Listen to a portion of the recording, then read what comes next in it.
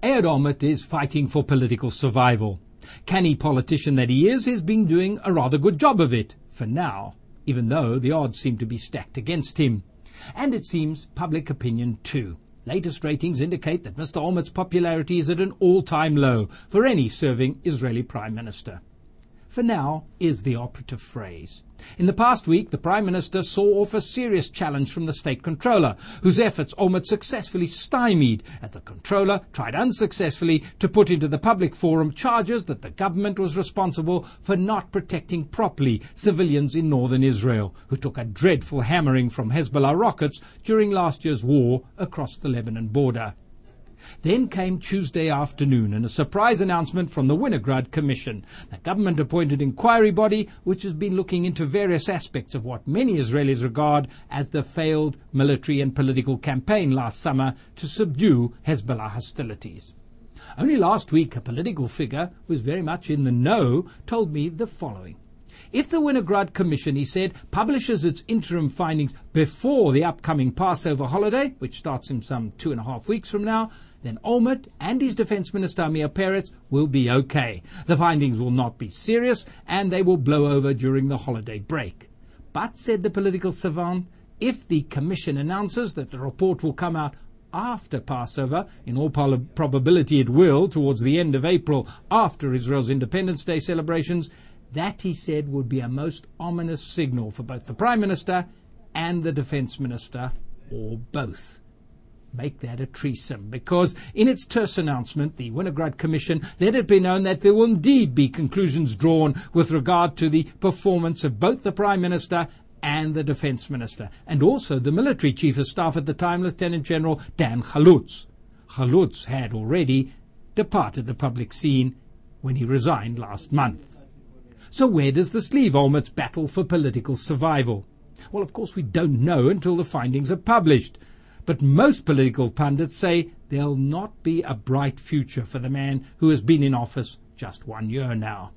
When the committee spoke of individual conclusions regarding the three principal figures, Olmert, Peretz and Chalutz, there is a suggestion that the committee has already concluded who was responsible for the failures of the war. It is, however, also very possible that the committee will not conclude that the decision to go to war was a failure at all, and that the concept of individual conclusions only sounds bad, but will actually not be enough to bring the government down. Either way, the smart analysis of political pundits is that, given his very low standing with the public, the Prime Minister will find it extremely difficult to survive, even if the findings of the War Inquiry Commission are only mildly critical about the decision to launch the war.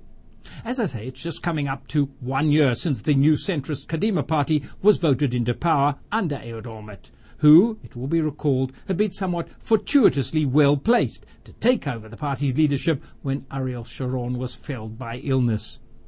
Historically, an Israeli Prime Minister's strength relies on two basic pillars: personal popularity and the strength of his coalition. Ehud Olmert cannot rely with any great confidence on either of these traditional pillars. Now, the statement of the Inquiry Commission, rather than settling speculation about the Prime Minister's future, has simply fueled it further. And that speculation focuses around the question of what will happen should Mr. Olmert indeed be forced from office. Will there be new elections? Unlikely, say most, because not only within the major party of the governing coalition Kadima, but amongst most of the other coalition partners, there is broad unwillingness to send the country back to elections so soon again. The rumblings of discontent, however, reach right into Kadima itself. Thus the focus is on whether the right-wing Likud will be successful in enticing a dozen or so of Kadima's 29 Knesset members to bolt from the party which Ariel Sharon created from scratch 18 months ago. And that would enable Likud leader, former Prime Minister Benjamin Netanyahu, to try to set up an alternative coalition to that currently led by Kadima.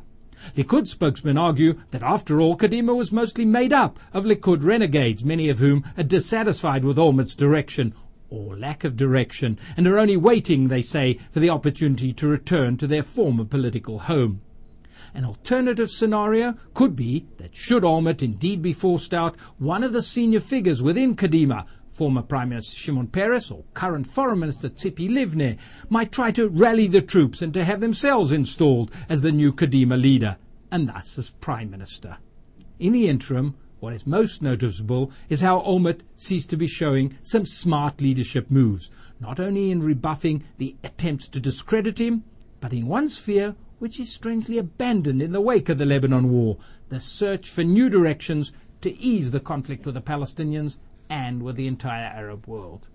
Olmert is now relating very seriously to the upcoming Arab summit in Riyadh, as indeed all of a sudden Israeli officials find much to praise in the Saudi peace proposal, which Israel dismissed almost out of hand back in 2002 when the proposals were first launched.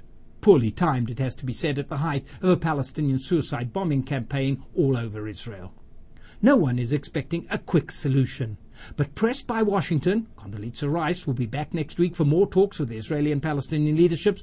The Prime Minister is proving to be distinctly upbeat about the Saudi plan, which offers Israel full recognition and permanent peace with all the Arab world in return for withdrawal to the 1967 boundaries.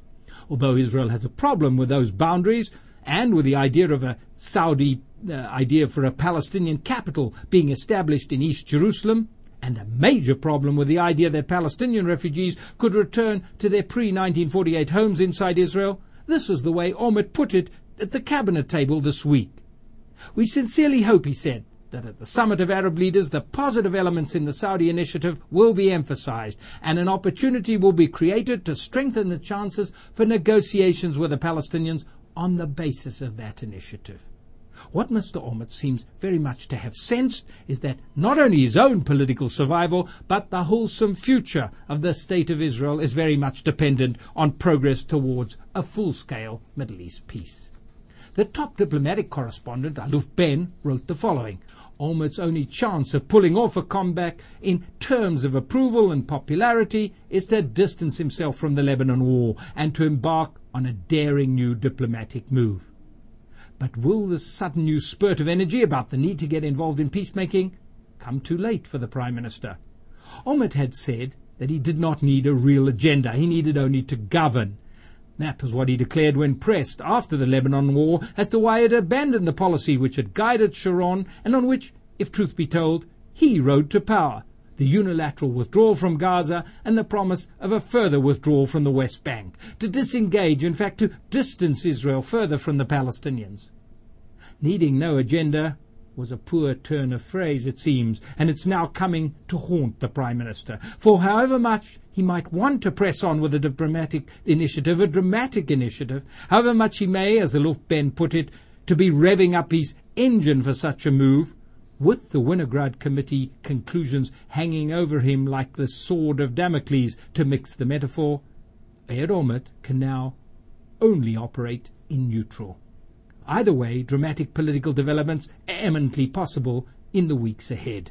The Prime Minister may be in neutral, but the Israeli people are being propelled fast towards a new and possibly all-important crossroads.